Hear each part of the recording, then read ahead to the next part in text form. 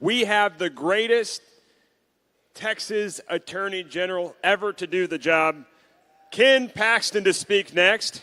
He's a stalwart defender of President Trump's America First agenda. He's a fighter, and he was a friend to Charlie Kirk. Charlie has had him at his conferences, and we're just so grateful for Ken. We're going to play a video that just depicts some of his accomplishments, and he'll come out in just a second. President Obama, first president I believe that didn't love America, that really thought we were a bad country. And I think they operate under this idea that we're a bad country, that we're bad people, and that we don't deserve this, and they fundamentally don't believe in what was created here. We need to balance our budget and cut our debt so that you guys are not paying the debt off for the rest of your life, and so we don't bankrupt our country. The depravity of men, the reason they wanted three branches of government that made it so frustrating to get things done is because they didn't trust people in power. Make America Texas. Love that. Yeah, thank you. Thank you. Hey, thank you. Well, thank you. Wow. That's my first pyrotechnic introduction, so thank you. Well, how exciting to be here. Obviously, you all have talked a lot about Charlie Kirk. I know you had a tribute last night, and I was friends with him. I met him when he was about 20. And I think there's one thing that I want to communicate about Charlie that I think is important, especially when you're young. I'm 62. He was 31 when his life ended so tragically. I had the opportunity to meet him when he was 20 in Trump Tower. I worked with him. I was on a show several times. I went to his conferences. My daughter, Katie, actually opened up campuses for Turning Point in New York and Connecticut, not the easiest place. I have a son-in-law that opened up at a Christian school in Temple area with that organization. So I get to watch Charlie do a lot of amazing things. And he did so many amazing things at a young age. And I want you to think about his life ended too soon. But I know that God has a plan. And I know if you think about history, John the Baptist had a tragic ending at age 33. I'm sure at the time people were devastated when he was beheaded just to please the king's wife. And then, of course, Jesus also died at 33. And his disciples and the people around him, his family, were devastated because all for naught, right? And yet, their purpose and their message has transcended history. And so, we never know how long we have on this earth, whether it's 31 years or whether it's 33 years, whether it's 62 years, whether it's 90 years or 100. We all have a destiny, we all have a purpose, and the key is not to waste any time while we're here, to use our time so that when our time does end, and it ends suddenly, mostly, that it ends with us having fulfilled our destiny and our purpose, and we all have one. So, as you all know, I'm the Texas Attorney General. I've been there for 11 years, and my destiny has not always been easy, just like I know that Charlie Kirk's destiny was not easy, or the other people I spoke of. I've had the opportunity to do some amazing things, but I've also been through 15 different legal challenges. And some of those were very public, very challenging. So when I went through, I was impeached by the Texas House, and when it happened in 3 days. I wasn't given any information. I wasn't allowed to respond. I had a gag order put on me, so I could not respond. I had no money because I just spent $16.5 million in a primary, and I wasn't allowed to raise money during session, and I had to go hire lawyers. And I don't know if you all know what it's like to hire lawyers when you don't have any money, but I can tell you it's not easy. But I did that. And I remember as we prepared for this trial, I was being attacked, and I couldn't respond. I couldn't say anything. I couldn't defend myself. I just had to take it for 3.5 months. And they continued to make up stories. I could say nothing. And I remember sitting down with my attorneys because they were saying I was gonna quit. I was gonna resign. And I told my attorneys, I said, look, I want you all to know that people of Texas elected me 4.5 months ago. All of this stuff, we went through a whole campaign with all of these attacks, and I won overwhelmingly. I won my primary by 36 points against a well-known public figure. I won my general election by 10 points, spending almost no money. And I said, I'm not going to let the people of Texas down. I'm not going to quit. And I prayed that they'll speak up, and they did. But here's the deal. You guys, we're going through this trial. I don't care how bad it gets. I don't care what they say about me. I will not quit. These senators, if they want to take me out, if the politicians want me to be gone, they are going to have to do a public vote and answer to the people of the state. So don't... Yeah. So I wanted them to know that no matter what, I was not quitting, that they were going to have to vote me out. And as you know, we went through that, 20 counts, acquitted on all 20. And I'm telling you today, I'm not here because of me. I did not have the resources. I was not able to speak. I had nothing going for me. It is by the grace of God and the people of Texas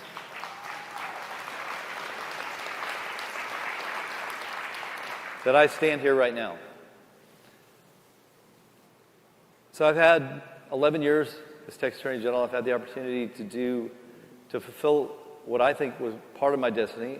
And when I started, I had this mission that I didn't think anybody else would do the way it needed to be done, which was I needed to take on Barack Obama because he was clearly not following his constitutional duties. He was not following his executive duties. He was becoming Congress. He wasn't using Congress. He was just making up executive orders, violating the Constitution, having his agencies violate the Constitution. And so in the 2 years, the 27 months that I had, the 2 years that I had, the 22 months I had, we sued him 27 times. And we were successful about 80% of the time. And then, of course, President Trump came into office, and I had a different mission. I had an administration I could work with. It was amazing to actually have an administration we could actually cooperate with. And we did that. And then we ended up suing a lot of big tech companies because I was worried about what they were doing with our free speech and how monopolistic and how evil they were becoming. And we were very successful doing that. And that's what I did in my second term. And then, of course, my third term, we had the opportunity. It wasn't the opportunity that I was looking for, to sue Joe Biden 107 times in 4 years.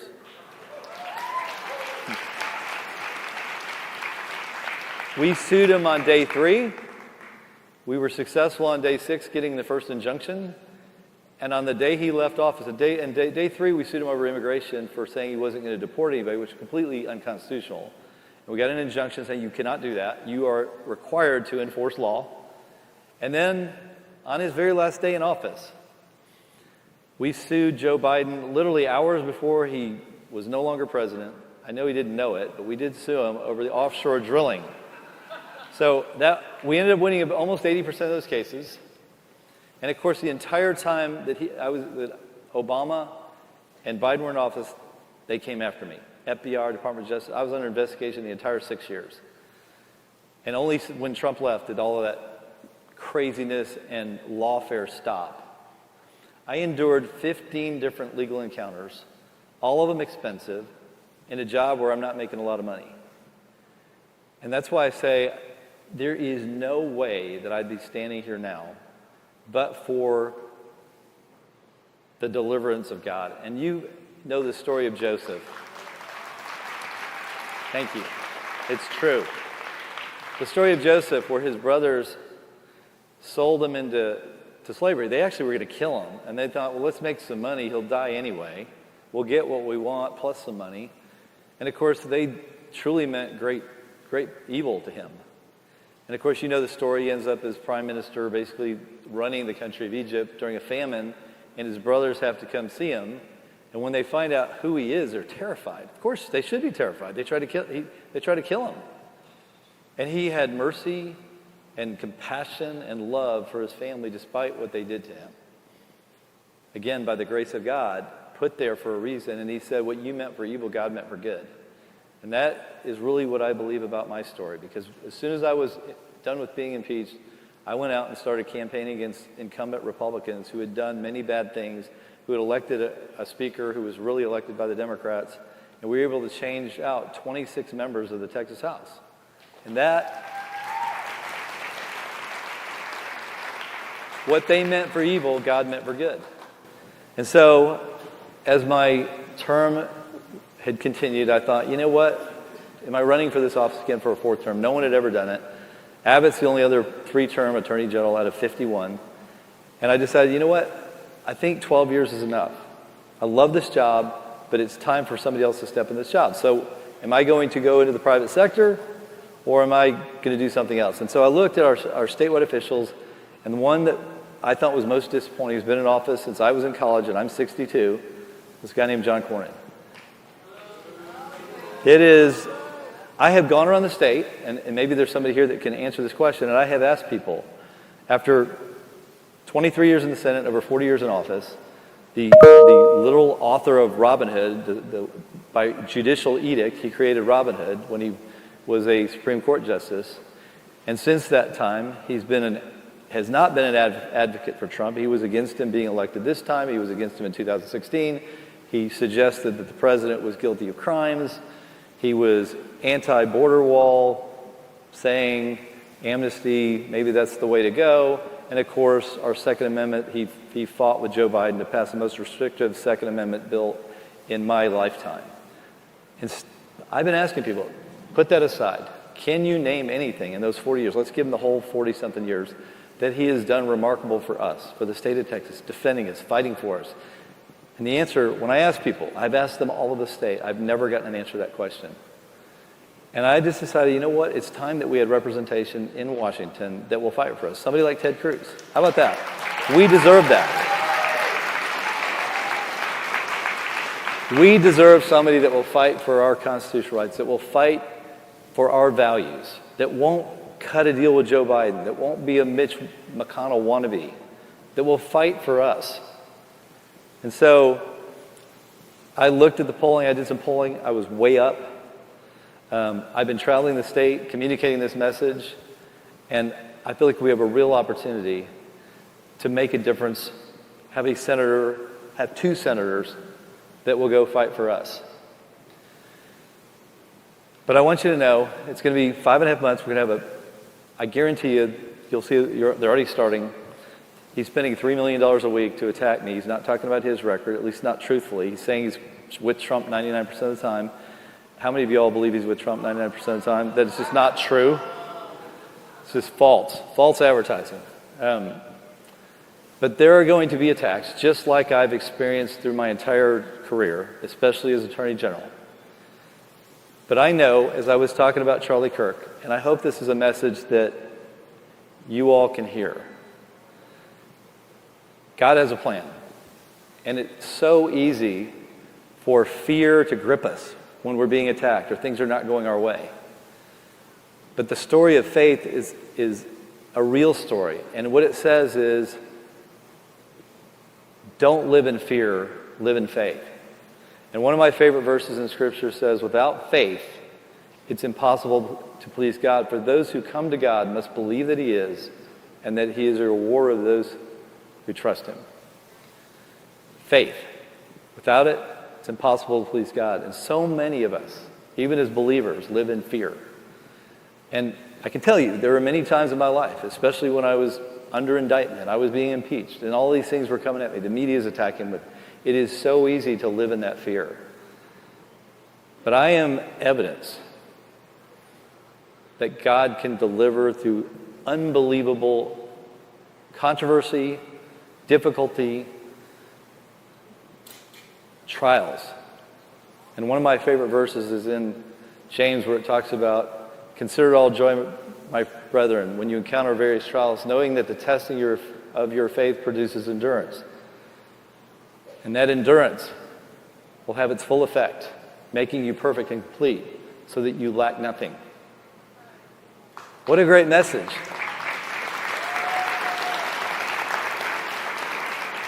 So as we think about, and as I'm on my way today to Phoenix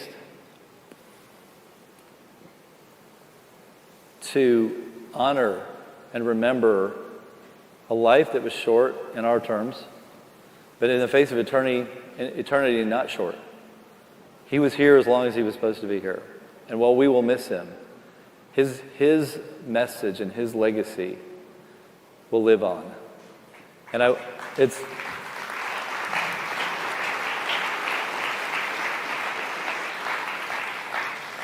as I go forward in my race I pray that you'll pray for me. It will be a challenge when you're taking on an incumbent and all this money is coming from Washington, D.C., not as much from Texas. My people are from Texas. They're not from D.C.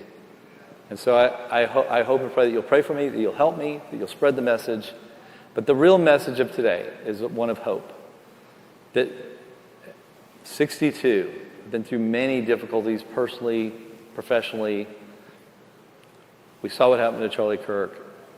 It's people who are young, or even if you're not young. There's a message here of hope that God has a plan for your life. If you trust in that plan, all the other difficulties, as hard as they are to endure, you can be confident that there is a purpose for all of it, that there is a purpose for your life, and it is a good purpose. But you cannot live in fear. When you're living in fear, you will not make good decisions. You will make the worst decisions. If you live in faith and you just trust, despite the tremendous pressures of life, especially if you're going to be a Charlie Kirk, especially if you're going to be a John the Baptist. I'm not going to suggest that any of you can be Jesus, but you get the point. So today, my message is this. Favorite verse, I think, maybe my favorite verse. Trust in the Lord with all your heart. Lean not on your understanding. Acknowledge him in all your ways and he will guide your paths. It's a very simple verse. Trust, lean not, acknowledge. And a lot of times I think we forget to acknowledge. So I would encourage you to trust. Repeat this verse over and over. Trust, lean not, and spend some time every day acknowledging that the things that are happening in your life, especially the good things, and there are many. The fact that you're here, it's a good thing. That you have friends, it's a good thing. You have family that care about you, it's a good thing. But don't forget to acknowledge where all of that comes from. So I want to thank the organizers of this movement. I think it's just the beginning.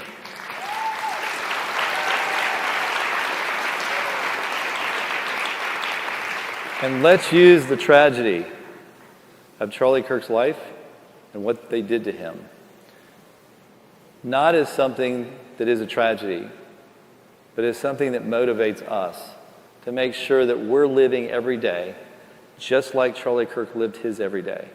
So that when our lives are over, and they will be over, and they will be over sooner than we think. I actually was meeting with a childhood hero of mine who's in his 80s. And I grew up watching this guy play football. And I saw him on this last weekend at the Cowboy game, and I said he was just commenting on how quickly, he said, it feels like I was just on the field. And how quickly, he said, it's passed. So whether you get to live 31 years or whether you get to live 100, it all goes quickly. And so I really want to encourage you today that there's hope, that there's faith, and to live your life in that faith, because that, in the end, is all that's going to matter. So God bless you, and thank you for caring about America, for caring about our country, and for caring about Texas. God bless you. Thank you.